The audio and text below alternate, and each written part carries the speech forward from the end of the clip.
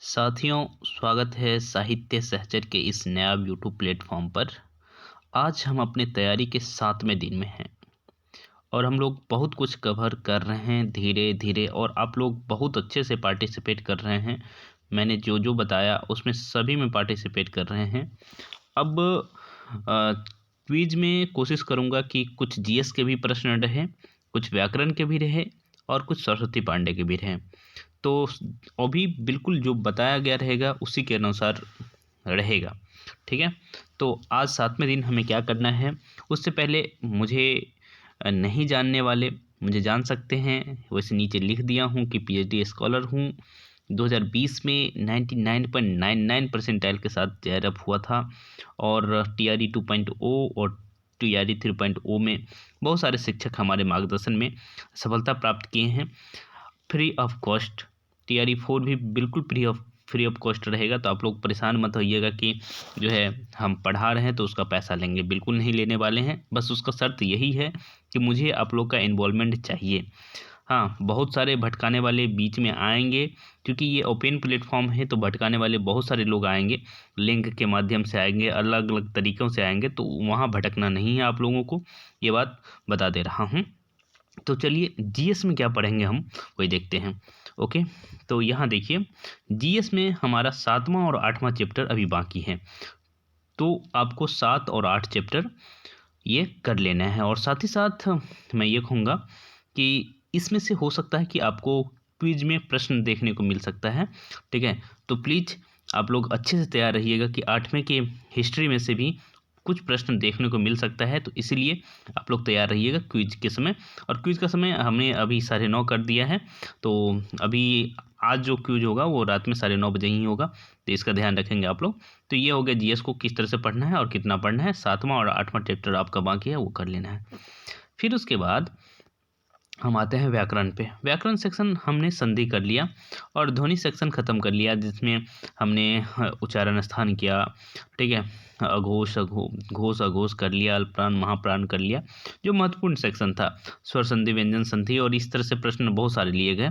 ठीक है, तो मुझे नहीं लगता है कि आप लोग इसमें दिक्कत होगी। यदि फिर भी दिक्कत है कि आप लोग को संधि पढ़ना ही है मुझसे, तो वो भी कर सकता हूँ, पर अभी आप लोग अपने से करते जाइए। अभी जैसे हमारा टाइम फ्री होगा, ठीक है, तो उसके बाद फरवरी से आपको और भी वीडियो सारे मिलने लगेंगे पढ़ाई संबंधी। अभी सिर्फ एक वीडियो भेज रहा हूँ, और यदि करंट अपडेट कुछ बहुत महत्वपूर्ण अपडेट आ जाता है तो वो भेज रहा हूँ। तो अब आप क्या को करना है व्याकरण में देखिए, ये जो चैप्टर है, तीसरा चैप्टर, हिंदी वर्णमाला, वर्तनी और विराम चिन्ह। तो आप हिंदी वर्णमाला पढ़ने की जरूरत नहीं है आपको। ठीक है, बहुत इंपॉर्टेंट नहीं लग रहा है मुझे, मैं जहाँ तक देख पाया। फिर भी एक सरसरी निगाह आपको डाल लेना है, लेकिन आपको कहाँ से प्रश्न मैं पूछूंगा वो बता दे रहा हूँ। ठीक है, 50 नंबर पेज आप उल्टाइएगा। ये 50 नंबर पेज उल्टाएंगे, 50 नंबर पेज दिख रहा है। ठीक है, वर्ण संबंधी अशुद्धियाँ दिख रहा होगा आपको, उसमें अनाधिकार जैसे अंधिकार, तो इसमें बहुत लोग अनाधिकार लिखते हैं, लेकिन सही क्या है, अनाधिकार, अंधिकार। ठीक है, तो जैसे स्थान पढ़ते हैं हम लोग, लेकिन स्थान लिखा हुआ है। ठीक है, अद्वितीय देखिए कैसे लिखा जाता है, और शुद्ध इसका रूप, मतलब ज़्यादातर लोग गलत लिख लेते हैं, तो शुद्ध रूप आप देखिए अद्वितीय का क्या है ये। ठीक है, तो इस तरह से आपको 50, 51, 52, 53 और 54, मात्र 4 पेज, जिसमें सिर्फ और सिर्फ अशुद्धियाँ हैं। तो समझिए कि कल का क्या कह सकते हैं, क्विज जो है बहुत मज़ेदार होने वाला है, क्योंकि आप लोग बहुत अधिक गलती करने वाले हैं। मैं इस तरह से फ्रेम करता हूं जैसे बीपीएससी में आप लोगों का प्रश्न पूछा जाता है, उसी तरह से क्वेश्चन फ्रेम किया जा रहा है। ऐसा नहीं कि मैं, भले प्रश्न आसान रहते हैं, ये बात आप भी देखते हैं, लेकिन क्विज का जब रिजल्ट आता है तो उसमें हम देखते हैं कि ज़्यादातर बच्चे, जैसे कल 27 प्रश्न पूछे गए थे, तो बहुत सारे बच्चे 19 से कम ही रह गए थे। तो समझ सकते हैं कि क्विज का लेवल क्या रहता है। भले प्रश्न आसान रहते हैं जैसा आप लोग के एग्जाम में रहता है, लेकिन ऑप्शन जितना कंफ्यूजिंग मैं बना सकता हूँ उतना कंफ्यूजिंग बनाता हूँ। तो ये 4 पेज आपके लिए बहुत मज़ेदार होने वाला है, तो आप लोग बहुत अच्छे से इसको पढ़ लीजिएगा, क्योंकि जब गलत करेंगे तो हमें अच्छा नहीं लगता है।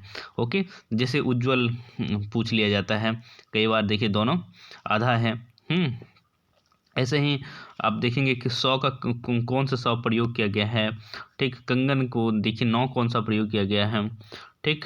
इसी तरह से बहुत सारी चीज़ें आपको मिलेगा। कवित्री देखिए किस तरह से लिखा जाता है, ठीक है। तो बहुत सारी चीज़ हैं जिसे आपको ध्यान रखने की ज़रूरत है। ऊंचाई में देखिए यहाँ छोटा ऊ है, यहाँ बड़ा ऊ है, तो बड़ा ऊ सही होता है, जिसे हम दीर्घ ऊ कहते हैं हम लोग। हम बिहार वाले ऐसे ही पढ़ते हैं। ओके, तो इस तरह से आप व्याकरण करेंगे और आपको ध्यान रखना है 50, 51, 52, 53, 54 4 पेज हो गया ना। एक मिनट मैं देख ले रहा हूँ। ये हमारा 4 पेज ज़्यादा हो जाएगा क्या आप लोगों के लिए? तो 50 से, ठीक है, कोई दिक्कत नहीं है, 50 से 54 आप करिएगा, ठीक। तो ये हो गया। और उसके बाद आपको सरस्वती पांडे, जो कि मैं पढ़ाऊँगा भी, ठीक है, उसको कितना करना है। तो ये आपका सरस्वती पांडे में मैं पढ़ाने वाला भी हूँ, ये इसका थंबनेल भी बन चुका है। तो 85 से 89 पेज, 89 पेज तक, जिसमें फागु पढ़ेंगे, नाथ पढ़ेंगे और रासो साहित्य पढ़ेंगे। तो ये तीनों आप अपने से कर लीजिएगा, ठीक है। और साथ ही साथ मैं कोशिश करूँगा कि आपको टेस्ट से 3 से 4 घंटा पहले ये वीडियो दे दूँ, या उससे पहले यदि रिकॉर्ड हो जाएगा, क्योंकि आप जानते हैं कि लॉन्ग वीडियो रिकॉर्ड करने में समय चाहिए होता है, थोड़ा स्पेस भी चाहिए होता है। और यदि मैं आपको बताता हूँ तो उससे पहले मुझे, आप लोग भले देखते होंगे कि मैं सरस्वती पांडे बता रहा हूँ तब, लेकिन उससे पहले मैं आचार्य रामचंद्र शुक्ल का किताब एक बार पढ़ता हूँ कि कुछ ऐसा इंपॉर्टेंट चीज़ आप लोगों के लिए निकल आवे जो एग्ज़ाम की दृष्टि से इंपॉर्टेंट हो, तो वो बता देता हूँ। ओके, तो ये बातें, सारी बातें हम कर चुके, आज के टारगेट का सारी बातें कर चुके ना। हाँ, क्विज का टाइमिंग बता ही दिए, व्याकरण बता दिए, सरस्वती पांडे बता दिए, जीएस बता दिए कि ये क्या करना है। और साथ ही साथ करंट अफेयर के लिए आप लोग, हमने तो बताया कि दैनिक जागरण सब दिन पढ़ लिया करें, उसका ऐप आता है वो डाउनलोड कर लीजिएगा, दैनिक जागरण अपने से आप पढ़ सकते हैं। फिर भी आप नहीं कर पा रहे हैं तो हम अभी ही भेज देंगे, या भेज दिए हैं आई थिंक, करंट अफेयर का लिंक भेज देते हैं हर दिन, तो वहाँ से आप करंट अफेयर पढ़ लिया कीजिए। तो इस तरह से हम आज ये सारी चीज़ें कर लेंगे तो हमारा जो TRE 4 होगा। और साथ ही साथ ये DSSB और रेलवे का भी आ गया है, तो हिंदी के छात्र यदि DSSB भरेंगे तो उनको अच्छा लगेगा, क्योंकि अच्छा खासा सीट है और वहाँ सैलरी काफ़ी अच्छी रहती है। तो आप ज़रूर भरिएगा, खास करके DSSB जो भी एलिजिबल हैं, और बहुत ज़्यादा बड़ी एलिजिबिलिटी मांगा नहीं जा रहा है, तो आप उसको फॉर्म फिलअप कर लीजिएगा।